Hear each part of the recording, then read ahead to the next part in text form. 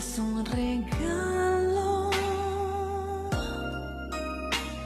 un beso que el cielo me dio, luz que ahuyenta el temor. Vengo a ofrecerle mi vida en adoración.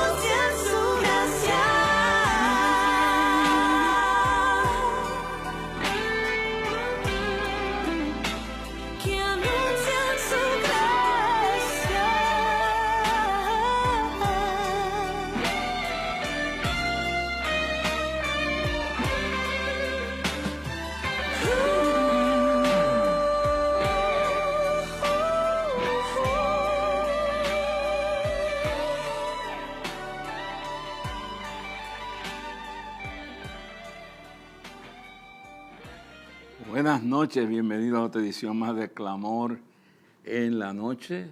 Esperamos que este programa sea de bendición. ¿Cómo fue su día? ¿Cómo terminó? ¿Qué le sucedió? ¿Cómo le fue? Bueno, le puedo resumir que los días tienen cosas buenas, momentos amargos, difíciles, pero recuerde que haya sido dulce o amargo, difícil o fácil, o haya habido bendición o luchas o lo que haya sido, Romanos 8:28 dice, todas las cosas ayudan a bien a los que aman a Dios. No importa, en el mundo tendréis aflicción, mas confiad, yo he vencido al mundo. Así que haya pasado lo que haya pasado, pasando por lo que dice, cuando pasare por las aguas, yo seré contigo, y por los ríos no te anegarán. Cuando pasares por el fuego, no te quemarás, ni la llama arderá en ti. Eso es bien y es claro. Dice, en el mundo tendréis aflicción, mas confiad, yo he vencido al mundo. Y aquí nos estaba despidiendo en el Monte de los Olivos, que iba a ascender al cielo. Y aquí yo me voy, pero yo estaré con vosotros. Me voy, pero yo estaré con vosotros todos los días hasta el fin del mundo. Nunca os dejaré. Y que me voy, pero dejaré el Espíritu Santo que estará en vosotros y con vosotros. No estáis solos.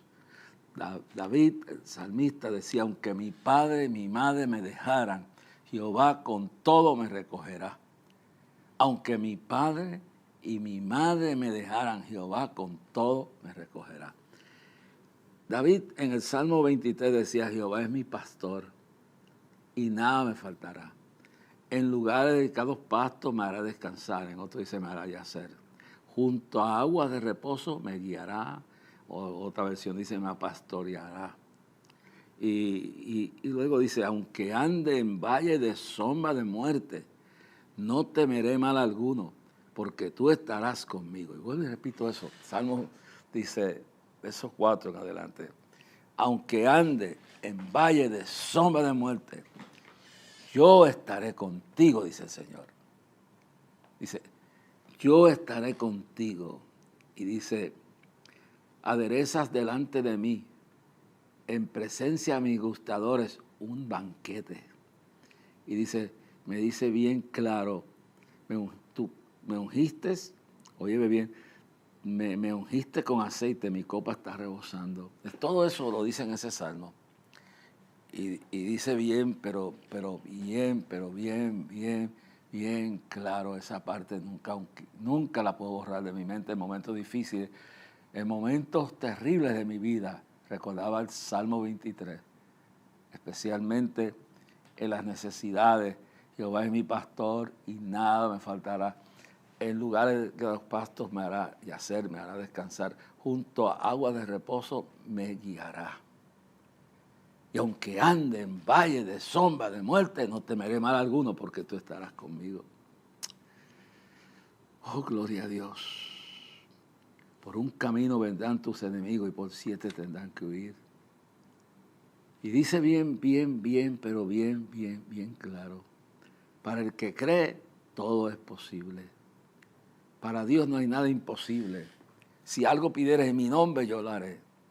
Y si está pasando, tanto el verso 1 del Salmo 23 como esa palabra que dice, de Jehová es la tierra y su plenitud, y los que habitan en ella.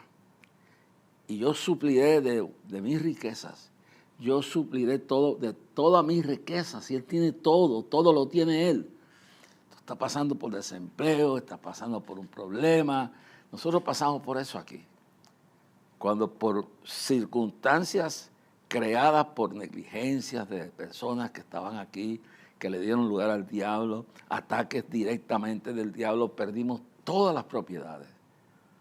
Todo fue como le pasó a Job, que estando en la abundancia, perdió sus camellos, perdió sus caballos, perdió sus vacas, perdió sus ovejas, perdió sus hijas, perdió sus trabajadores, perdió todo, aún la salud de su cuerpo la perdió.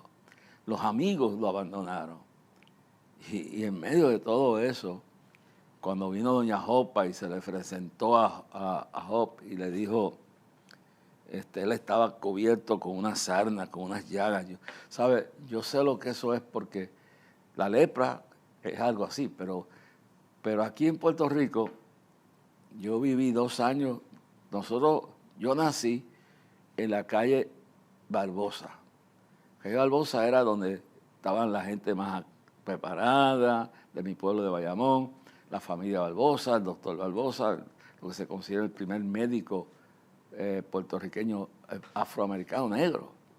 Y era un genio, y dice, el padre de la ideología de la estadidad, era un político y era tremenda persona y una familia tremenda. Entonces ahí también estaban los Pesquera y otros. Y por alguna de esas cosas, pues, mi mamá nació en un edificio de 2 pisos frente a la casa de la familia Barbosa. Después yo nací en una casa a media cuadra de la casa del doctor Barbosa, Y era la calle más elitista que había, limpia, bonita.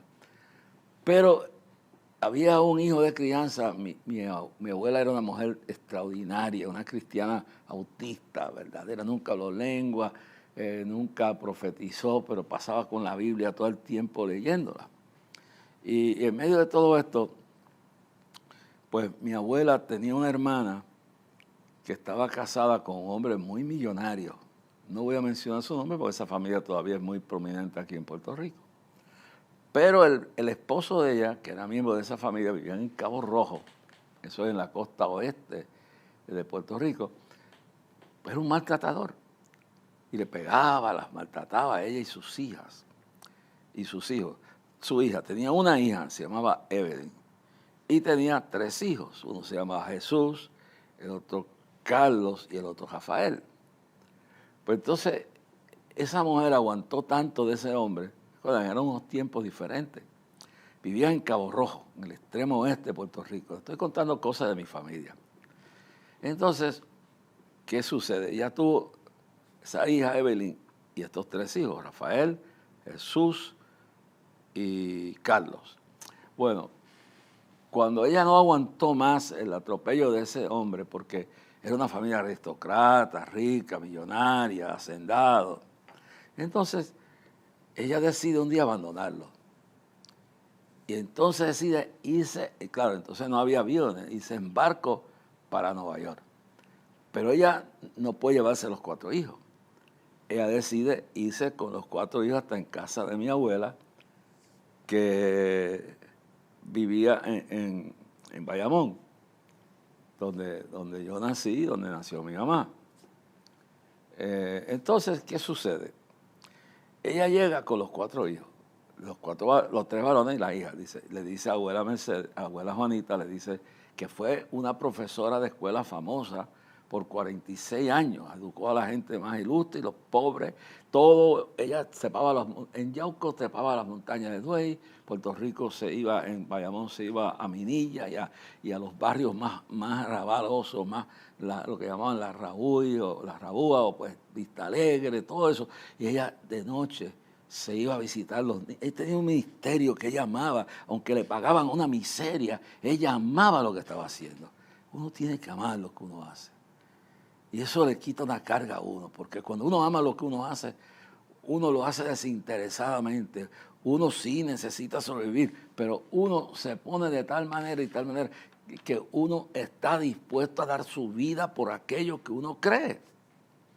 Y ella después de su trabajo se iba, porque daba clases en la escuela.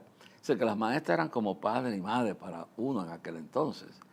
Y era una profesión, pero pagaba muy poco, decía, más muerto de hambre que un maestro, no puede haber. Así que el maestro y la maestra cobraban una miseria, en la que estamos hablando de la década del 40, la década del 50, del 60. Bueno, estamos hablando bien para atrás, para la década del 40, comienzo de la década del 50. Bueno, entonces yo estaba niño, muy niño, pequeñito.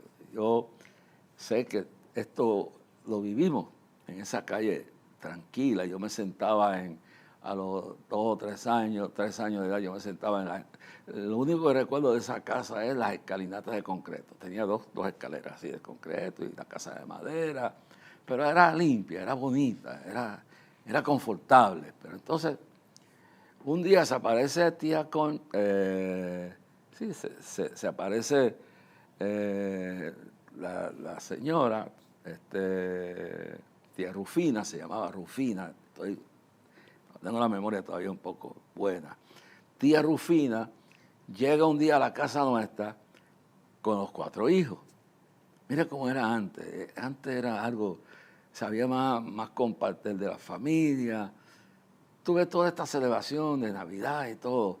Ya esto se ha perdido la esencia, lo profundo de esto. Además, se ha perdido lo más grande, que es que la Navidad no es pasteles, ni arroz con gandules, ni lechón, ni aguinaldo, ni trulla, no es fiesta, no es bebelata. La Navidad es recordar, aunque la fecha no sea exacta, pero que una época como esta, pues no importa si fue el 25, si fue el tal o tal, nació. Lo importante es que nació. Y alguien, pues, Dios permitió que una gente, alguien le pusiera la fecha del 25, pero, y 24 y 25. Eso no importa. Lo importante es que nació. Lo importante es que es innegable que Jesús vino al mundo y nació. Y de esto tenemos que hablar en el día de hoy, porque quiero empezar el programa con esto. Después voy a dar porque hoy comenzamos. Recuerda que ya pasamos la primera parte de la serie Dios escogió, lo vil del mundo escogió Dios. Lo vil del mundo escogió Dios, lo insignificante escogió Dios, lo vil del mundo escogió Dios. Y en ese tema hoy comenzamos la segunda parte de esa serie de mensajes. Hoy es la primera parte de la segunda etapa donde vamos a cerrar por una vez. La serie ha sido, la primera parte de la serie fue ya cerrada, ahora vamos a comenzar la segunda. Y la primera parte de esta segunda parte de la serie, lo que Dios escogió, lo vil del mundo. Y claro, el resto es para avergonzar a los sabios. Escogió lo que menos para glorificarse, para bendecir, para manifestarse, escogió lo vil del mundo.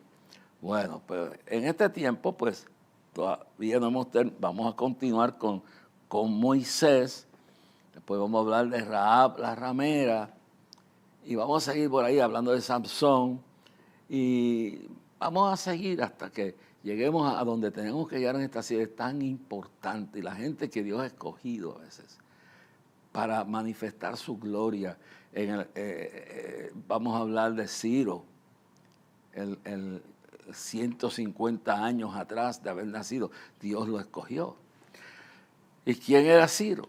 Y aunque era un rey, era un perverso, pero de eso hablaremos. Y vamos a seguir hablando de todo esto. Pero hoy, pues quiero dar esta introducción con esta historia, que eran otros tiempos y eran otros valores, era más elevado el sentido humano. Y no había tanta distracción con la tecnología moderna y el entretenimiento moderno. Pero sí, antes de continuar en adelante, quiero terminar con esta parte. Bien claro. Pues entonces, tía Rufina llega con estos tres varones y una hija, y ella, procurando cuidar a su hija, le pide a abuela Juanita Mercado Cales, mi abuela, profesora, que si le puede cuidar y criar a sus hijos en lo que ella los puede buscar para llevárselos para Nueva York. Entonces, en aquel entonces era muy raro un avión, lo que eran barcos. Había el Tiger Marine, un barco que salía de aquí para Nueva York. Yo no me recuerdo si tardaba una semana o tardaba 2 en llegar, no me recuerdo. Yo lo que sé es hablar de que había un barco. Después vinieron en la década del 50, estaba la Pan American, etcétera, y esto. Pero para aquel entonces, para ese tiempo, pues estaba un barco que llamaban el Tiger Marine. Bueno, la gente se iba en barco, después se iban en aviones. El asunto es que tía Rufina le deja esos 3 varones a mi abuela, y mi abuela con su mamá, mi bisabuela, se hacen cargo de ellos, hermanos. Se hacen cargo de cuidarle de ellos. Y ella los cuidó, los crió,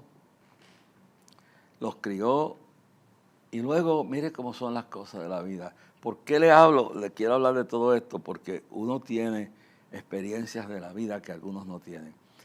Bueno, yo tengo hasta memorias de sentadito yo mirando la calle La Palma, como le llamaban, la calle Barbosa luego, en las 2 escalones de concreto, viendo la gente que pasaba.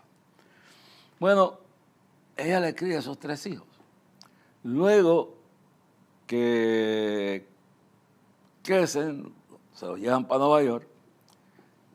Rafael terminó en el ejército, estuvo en la campaña en contra de Rommel en el desierto, fue prisionero de guerra de los alemanes, fue prisionero de guerra de los italianos, que estaban en la alianza famosa con Hitler, Italia y Hitler. Y luego escapa, y la historia es que llega a Nueva York y le dan un despedida honorable del ejército como veterano. Ese era era Rafael. Carlos se quedó aquí en Puerto Rico.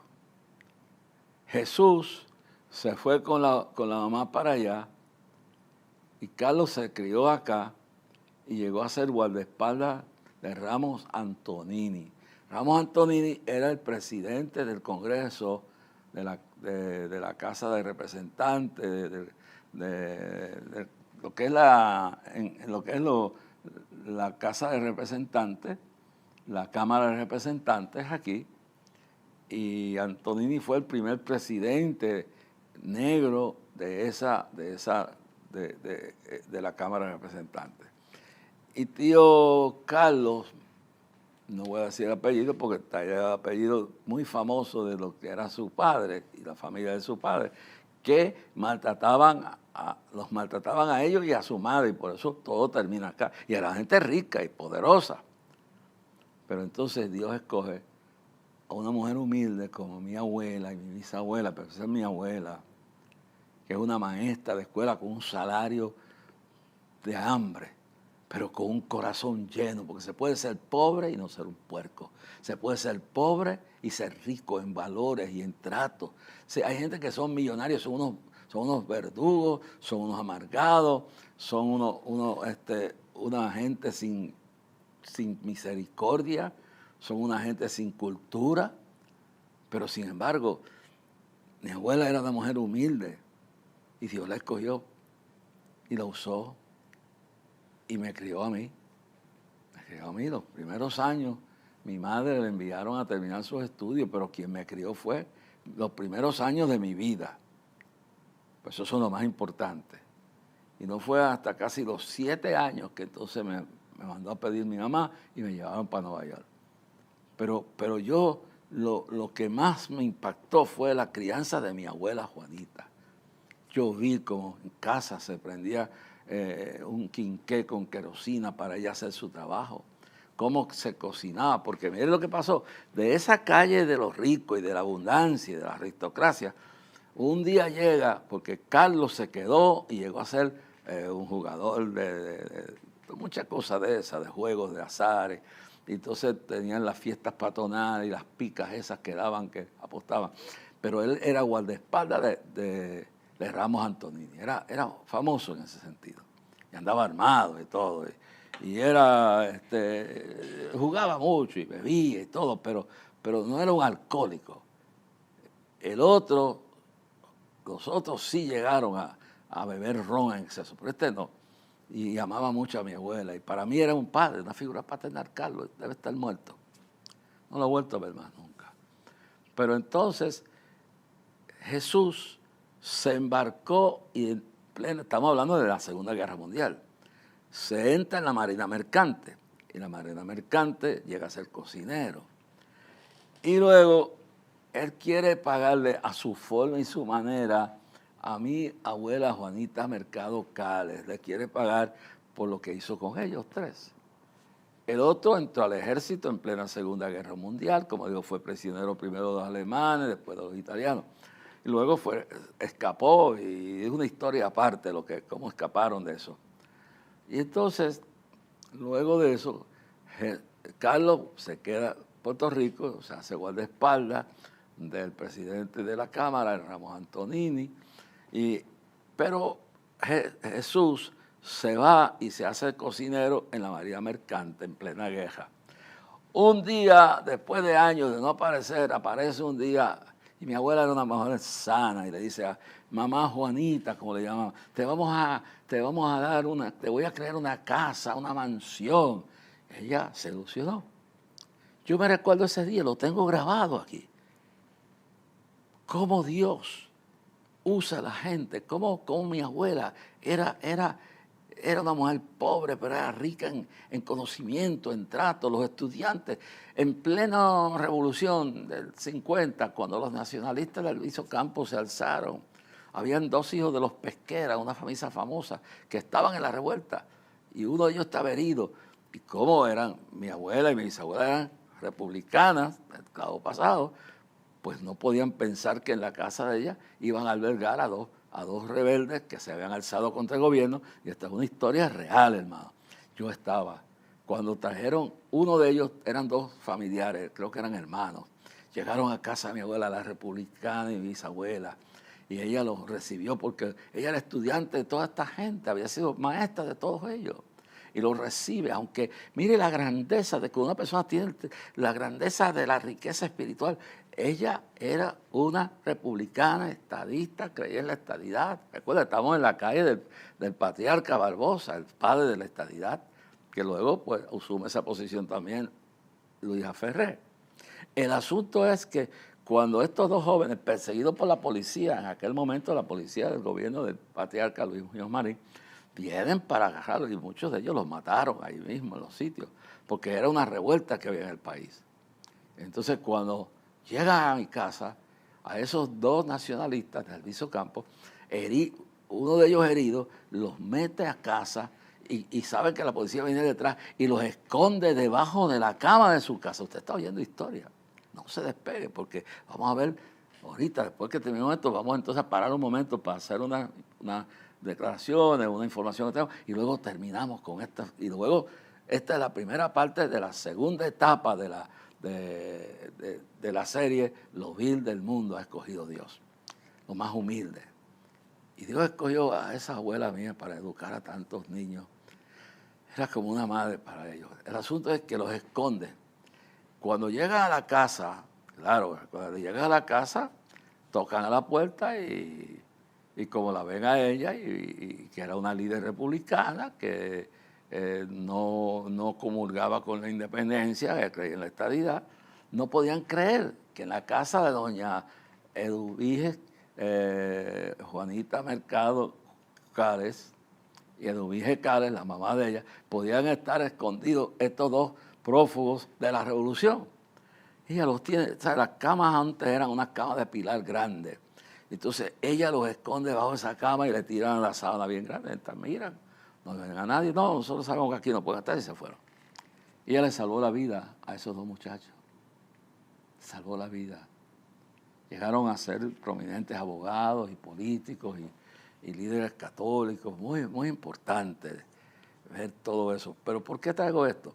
Porque en esa misma calle un día viene don Jesús, el otro hijo de los tres que le dejaron para allá criar, está en la Marina Mercante de Estados Unidos, el barco atraca en San Juan, y luego él viene a la casa y le dice a mi abuela, y le dice, abuela, mamá Juanita, y le dije, les tengo una mansión, les tengo todo esto, y ellos creyeron. Y bien, me recuerdo como si fuera hoy, estoy hablando de memorias, cómo Dios brega con lo insignificante y se glorifica. Y me recuerdo que montaron los muebles de paja, que eran muy famosos, y las pertenencias en un camión, en un truck, y entonces adelante iba abuela, él iba guiando, Jesús iba guiando el carro, y yo iba sentado al lado de ella y ella al lado de él, íbamos al frente, llegamos, y cuando nos lleva, ¿sabes dónde nos llevó? A lo que hoy se llama Juanamato. Juanamato era una extensión de terreno, como lo es todavía, que colinda con el río Bayamón por la parte de atrás. Sitio bien, unos terrenos manglares, que cuando llovía el río se metía. Pero cuando no, se veía una extensión plana. Y la gente pobre empezó a invadir ese terreno. Y claro, a la parte del frente llegó, eran los primeros, don Jesús llegó y se metió allí con una gente, agajó un terreno, empezaron a hacer una casa no una mansión, pero una casa de 2 cuartos dormitorio, cocina. Bueno, la cocina era prácticamente unas estufas de querosina en medio de la mesa, en el comedor, y entonces, y una salita, y un comedor, y una salita, y un balcón, y 2 cuartos dormitorio. Creo que eran 2 cuartos, porque tenía un cuartito para mí, un cuartito para abuela Juanita, y no sé si había otro cuarto para la bisabuela, o si había un cuarto grande para dos. Yo lo que sé era que también en aquello entonces no habían inodoro. Pues hizo pegado a la casa, para que no tuvieran que salir, le creó un espacioso letrina, pero bien limpia, bien bonita. Y eso es lo que había.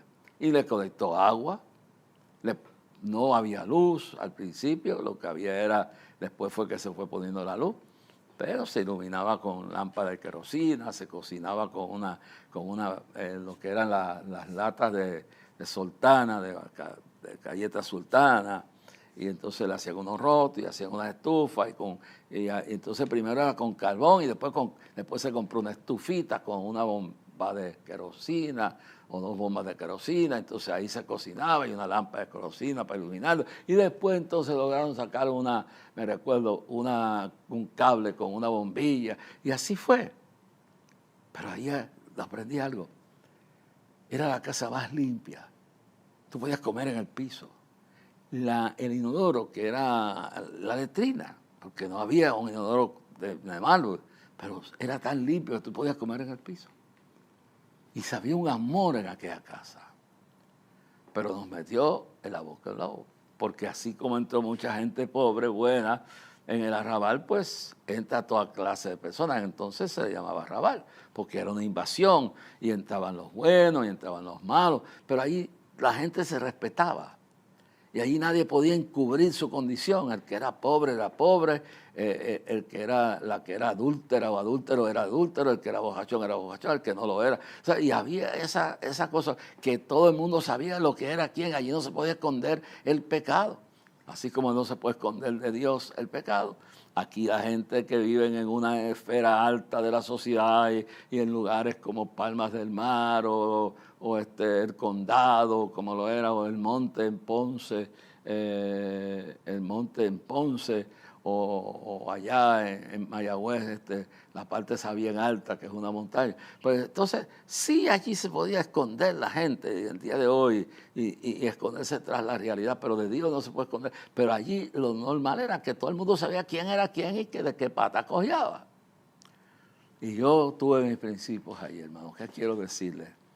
En ese lugar humilde, ese lugar que yo me recuerdo que cuando venía una tormenta, las únicas personas que no se iban eran mi abuela y yo, porque estaba con ellos, y mi bisabuela. Y mi abuela empezaba a orar y leer la Biblia. Ella decía, el agua llegará hasta aquí, pero no pasará. Y Dios tenía una fe inquebrantable. Y hay gente que son sumos con laude, son grandes intelectuales, pero esta mujer era una maestra, pero solamente también era una bautista real, una cristiana convertida, que tenía una fe que mueve montañas. Y Dios usa eso. No era una persona famosa, era una persona humilde. Y Dios la usó para educar a miles de estudiantes, para impactar la vida de miles de personas y dar un testimonio de fe. Me recuerdo un huracán que no me recuerdo ni el nombre, que el río de Bayamón llegó, todo el mundo lo sacaron y la única gente que se quedó fuimos nosotros, que estábamos cerquita de la avenida, pero no tan cerca, como una cuadra para adentro, era de las primeras casas hacia adentro, pero eran unos zócalos. Y cuando el río de Bayamón entró, y esa mujer orando, las aguas llegaron hasta los zócalos, no llegaron a tocar el piso que venía siendo la parte de abajo. La tormenta arrasó con todo, menos el techo ni nuestra casa. Esa viejita me inculcó fe, me inculcó que en la tormenta Dios está con uno. Y a veces hay gente, por eso es que lo sencillo, la palabra vil no solamente se puede aplicar a hacer cosas, personas que no valen nada, no. Vil también puede decirte gente que parecen insignificantes, pero tienen unos valores y tienen unas cualidades que son supernaturales, que son bendiciones, que son divinas. Me inculcó esa fe. 2 viejitas, especialmente mi abuela, porque ya mi bisabuela estaba bien viejita. Inculcó una fe. Los vientos soplaron. Las lluvias restallaban las paredes de la casa de madera. El río venía entrando y se metía hasta debajo de y murió ahí. De ahí no pasó, no llegó a la avenida, a la carretera de Bayamón, de Cataño a Bayamón. No llegó, llegó hasta allí paró. Porque donde Dios dice, llega el diablo, hasta donde llega la tormenta, llega, el agua llega hasta donde Dios lo permite. Jura, bachana, vaya, tú estás en medio de una prueba. Pero lo que tú menos creas insignificante, quien tú menos piensas que te pueda dar la mano, lo más insignificante, cuando Dios le dijo al profeta Elías, vete al arroyo que está en Sirep, que baja del monte Hermón, vete allí al arroyo de Sarepta, vete allí al arroyo de Sarepta, vete allí, que yo te daré de beber, y yo enviaré cuervos que te alimenten de día y de noche. Y cuando el hambre arrejaba toda la provincia, todo el área de Israel, todo cubierto con una escasez terrible, Dios le dijo al profeta, vete, que estaba perseguido por acá. Le dice, vete a Sarepta, vete allí al río, allí donde está todo mi plan para salvarte.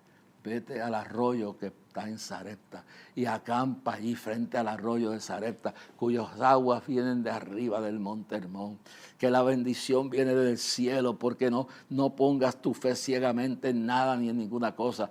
Lo más insignificante, mire lo vil. ¿Sabe que los cuervos son lo más vil de todas las aves del cielo? Yo viví esto. Le digo ya porque la parte que ya le dije que el tío Jesús nos llevó ahí. Y ahí yo estuve varios años de mi vida. Yo caminé descalzo porque no quería zapatos. Yo cogí, y por eso quiero decirle, pues vuelvo a lo otro, se me olvide. Yo cogí una infección, y no me he olvidado de Job, porque quiero enlazar esto. Cogí una infección por estar corriendo descalzo. Mi mamá me daba zapatos, los botaba, me metía en el fango y todo eso, y un día me dio unas llagas, nunca tocaron mi cuerpo, lo hubieran desfigurado mi cara, y salía de ellos. Y esa abuela mía me curaba esas llagas de pus con ese cariño, con ese amor. Si te vas a casar y eres un hombre, ora que Dios te dé una mujer que te ama en las buenas o las malas, que cuando estés cubierto de llagas no te abandones, que cuando pierdas la riqueza, como Job, cuando pierdas todos los bienes, no te abandones. Y lo mismo, mujer, cuando te cases, pídele a Dios un hombre que esté contigo en lo peor de la vida. Y cuando estés arrugada, y cuando estés desfigurada, y cuando estés fuera de shape, de forma, no te deje por otra que esté contigo. Pero el caso de Job es este, que lo dejaron sus amigos, lo dejó doña Jopa, porque cuando doña Jopa dice, él está esperando que doña Jopa le dé un mensaje de fe, Dios te va a ayudar, tú vas a salir de esto. Doña Jopa lo que dice, acaba de bendecir o maldecir. Claro, aquí la lucha teológica es si ella dijo bendice o maldice. ¿Qué diante importa si dijo maldice o bendice? Lo que dijo, muérete ya porque apesta y no tienes futuro. Y si fuera en el día de hoy le decía, muérete ya para cobrar el seguro, salir del lío, déjame algo, lo único que me importa es eso. Y cuando él está cubierto de llagas y él está pasando por esa prueba, y esa mujer, doña Jopa, le dice, como digo, hay una discusión ignorante, efímera, superficial, si dijo maldice o bendice, no importa, le dijo, muérete, viejo dado, viejo enfermo, desgastado, pobre, arruinado. Y él se le quedó mirando. Cuando ese dardo de fuego llega a tu vida y en medio de tu prueba te sacude por dentro, y entonces tú piensas que eso que viene ahí, pero que esa mujer que viene, que ese hombre que viene, te va a dar aliento y has perdido todo. Entonces, él les ha hablado como las mujeres fatuas. Y le dice bien claro, yo sé que mi Redentor vive y al fin se levantará del polvo. Óyelo bien claro, pero va más allá. Le dice, número uno, has hablado, hay gente que habla ignorante, estupideces, aunque son intelectuales, tienen grado universitario y todo, pero hablan brutalidades, son brutos y brutas hablando. Le dice, has hablado como las mujeres fatuas necias. Segundo, le dice, yo sé que mi Redentor vive y al fin se levantará del polvo. Estos son 3 ingredientes para usted enfrentar el momento difícil. Y cuando menos usted piense, Dios cae a esa mujer, le da un cantazo al hombre de Dios Pero Dios toma esa vileza de esa mujer y lo utiliza para despertar el sentido de fe en él. A veces necesitamos que algo nos sacuda para que podamos restallar y reconfiar y reponer nuestra fe en Dios. Y le dice, los dos primeros le dice, los segundos, el primero le dice, has hablado como una mujer fatua, le dice la verdad en la cara. Segundo le dice, yo sé que mi Redentor vive y aunque muriera se levantará del polvo. Pero entonces dice, si no viviere, no importa, si me muriere de esto, y esto es lo más grande, lo tercero le dice, aunque Él me matare, yo en Él confiaré. Aunque Él me matare, yo en Él confiaré. Y le dijo a la mujer, no me importa lo que tú me has dicho, no me importa que me has vituperado, no me importa que me has dado la última empujón, me has dado el último shabalaya. Que lo vil del mundo, aún esa mujer vil, porque era vil, no se dio cuenta que al traer lo que trajo, despertó el gigante espiritual en Job. Y le dije, pero mira, para que sepas, que aunque estoy comido de llagas, aunque he perdido mis hijas, aunque he perdido mis propiedades, mis bienes, mis ganados, mis riquezas, mis empleados, mi imperio, y te he perdido a ti también, aunque Él me matare, aunque Él me matare, yo le serviré. Yo le seré fiel. Que Él me matare, yo seguiré creyendo en Él. No lo dejaré. Todo eso se resume en eso. Su determinación de no rendirse.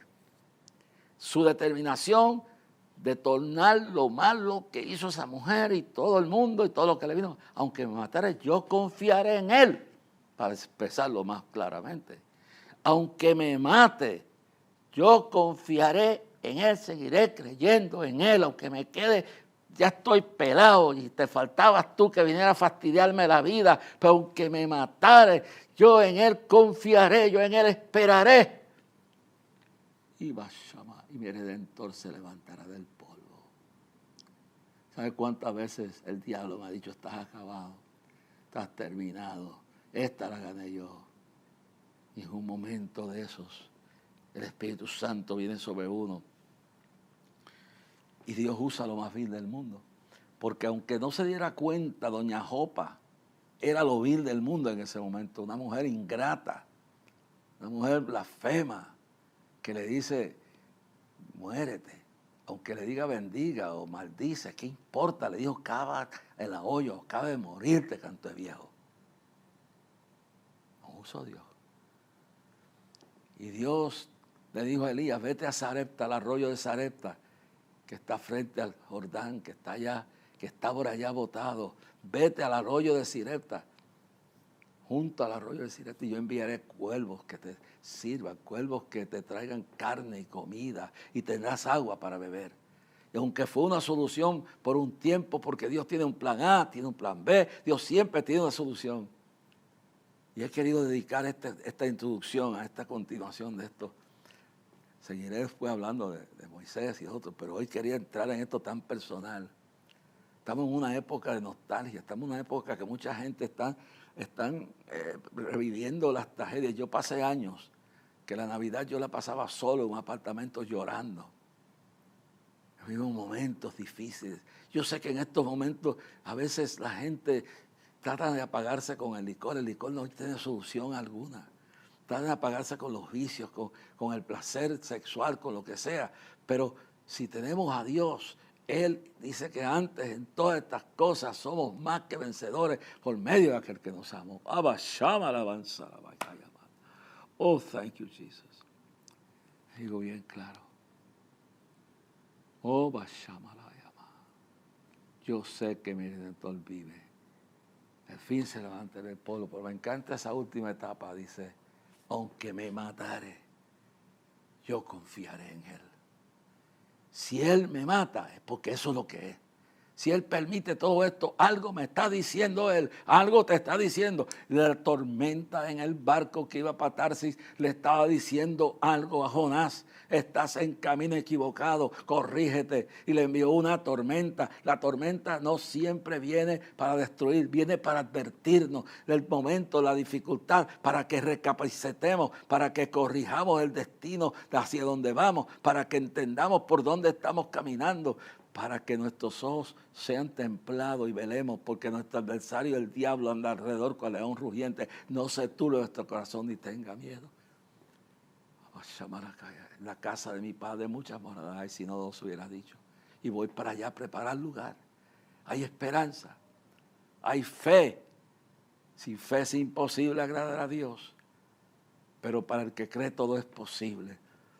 En estas Navidades, que tú estás recordando tantas cosas y tantas cosas que están sucediendo, yo te pido que pongas tu mirada en Jesús.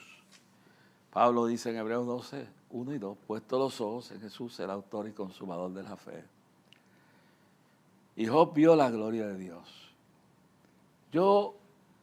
Hay cosas en la vida que no entiendo, no puedo probarlas, pero hay cosas como que dice que después tuvo hijas más bellas, más hermosas. Después Dios le devolvió todo lo que había perdido al 100%. Dios le devolvió la salud. Ahora, ¿fue que se murió doña Jopa y le dio una nueva esposa? ¿O fue que doña Jopa se arrepintió? Yo no sé lo que pasó. Yo lo que sé fue que Dios le restauró la felicidad a ese hombre, los bienes, la salud.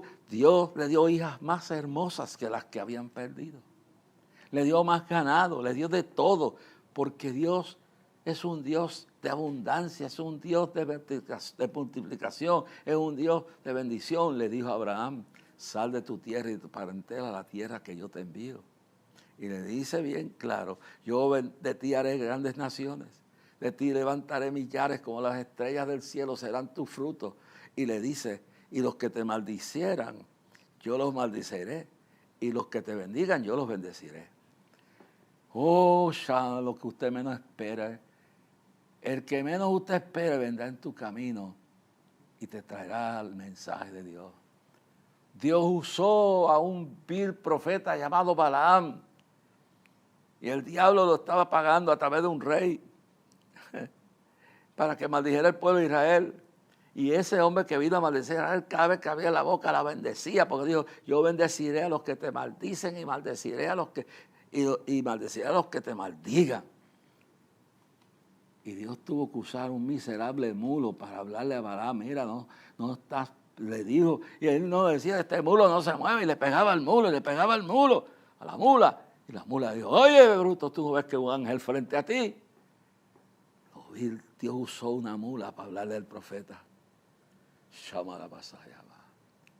Usó a 2 ángeles para sacar al viejo Lot y sus hijas y a su mujer corrompida ya por la influencia cultural de Sodoma y Gomorra para salvar sus vidas.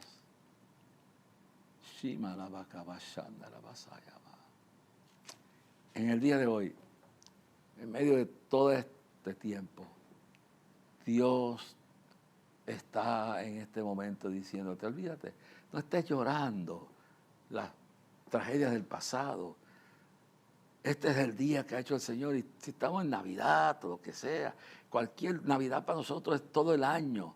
Glorifica a Dios, dale gracias a Dios que vendrá un día mejor, que de sus riquezas en gloria te proveerá, que la maldición será quebrantada y la gloria de Dios se manifestará, porque lo vil del mundo usará Dios para avergonzar a los sabios. Unas viles aves de rapiña, unos cuervos que nadie quería ver, yo los vi en El Salvador, cómo se comían los cuerpos de los que morían, más de 80,000 personas en esa guerra en El Salvador murieron. Yo estaba allí en plena guerra. Yo veía los buitres como volaban donde estaban los cuerpos muertos. Yo vi cadáveres a las orillas cuando uno pasaba por los caminos. Pero déjame decirte, lo vil del mundo escogerá a Dios para bendecirte. Quizás los que tú crees que más te pueden ayudar, Dios traerá quien sabe. Quien menos tú piensas, quien menos tú crees, quien quizás menos tú conozcas, Dios usará para bendecirte, para abrirte puertas. De eso podemos hablar muchísimo, muchísimo podemos hablar de esto. Estamos en pleno tiempo, no te suicides, no te vayas huyendo. Confronta al diablo cara a cara y dice, yo sé que mi Redentor vive y al fin se levantará del polvo, pero si me matare, lo sabes que lo está haciendo por bien, yo seguiré creyendo en él. Y aunque mi padre y mi madre me dejaran, Jehová con todo me recogerá. Estas Navidades, cuenta tus bendiciones y mira hacia el futuro. Pronto viene Cristo a buscar su iglesia. ¿Cuánto tiempo va a durar esto? No sé. Mire bien cómo Dios defiende a su pueblo.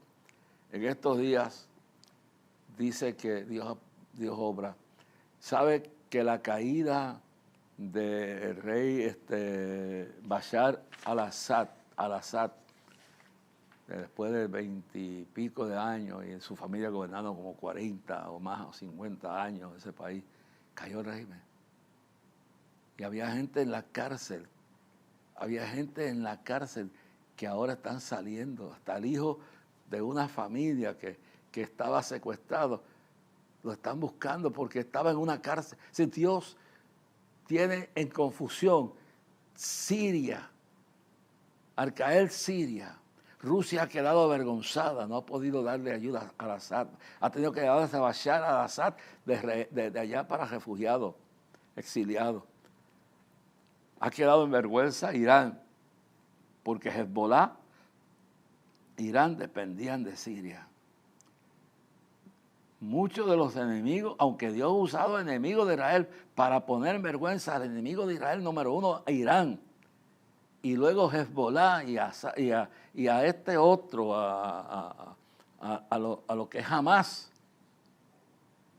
y ha puesto en la presidencia de Estados Unidos dentro de, si aún estar allí, los vil del mundo, el más despreciado de medio mundo, que cuando hablan de él sin saber nada, barren el piso. Pues ese hombre, Donald Trump, lo más vil de todo el mundo, lo ha escogido Dios para avergonzar a toda esta gente, estos demócratas que habían entregado al diablo de la nación, y para avergonzar a ese Hollywood y a esas empresas de noticias falsas, y para avergonzar a los enemigos de Israel, y decir, yo soy Dios. Yo tengo la última palabra. Las cosas no van a ser igual cuando tú y yo confiamos en el Señor. En el nombre de Jesús, Señor, bendice, Señor, la situación en Nicaragua, en Venezuela, en otras partes allá en Irán. Dios mío, allá en Siria, que estos grupos que aunque son enemigos de Israel, son enemigos de los enemigos de Israel y tú los has usado para ponerlos en vergüenza, Padre. Pon tu mano de gloria. Pon tu mano de gloria sobre el presidente nuevo de misericordia de la nación. Ten misericordia de Trump, ten misericordia de Biden, que pueda arrepentirse de todos los pecados y esa familia entera pueda testificar de tu misericordia. Y mira aquí en Puerto Rico, guía a la gobernadora a no dejarse engañar por los espíritus inmundos, satánicos, que su vida sea transformada y que tú traigas bendición a este país. Y mira ahora mismo en estas Navidades todos los que carecen de comida, ropa, lo que sea. Bendice al pueblo de Venezuela, al pueblo de Venezuela que sufre, a los que están en las cárceles. Bendice, oh Dios, a los que están en los hospitales, a los que están siendo perseguidos aún bajo el gobierno existente de Biden. Los que están siendo perseguidos por su cristianismo, que han permitido que hasta los judíos sean perseguidos en la nación por elementos protegidos y fraguados y comprometidos mantenidos con el dinero de la nación en universidades que se han corrompido. Bendice esta cadena del milagro. Bendice el viaje que voy a hacer, si así es tu voluntad, al lugar donde tú me estás enviando. Y provee para este ministerio lo que hace falta para terminar este año y para comenzar el año que viene. Y provéele a todos tus siervos y a todas tus iglesias una Navidad continua de tu gloria y tu bendición, sanidad y bendición. En nombre de Jesús. Y recuerde que puede escribirnos a Clamor a Dios, enviar su cheque, su ofrenda, a Clamor a Dios en cheque o giro postal, P.O. Box 3295, Bayamón, Puerto Rico 00958, o por ATH Móvil buscando la sección de negocios y luego deposita ahí. Pero sobre todo, que ore por nosotros, aunque no pueda hacer más nada, porque la oración eficaz del justo puede mucho. Que Dios le bendiga grandemente y que su día sea uno glorioso y maravilloso. Recuerda su amor. Es un regalo, un beso que el cielo me dio, luz que aún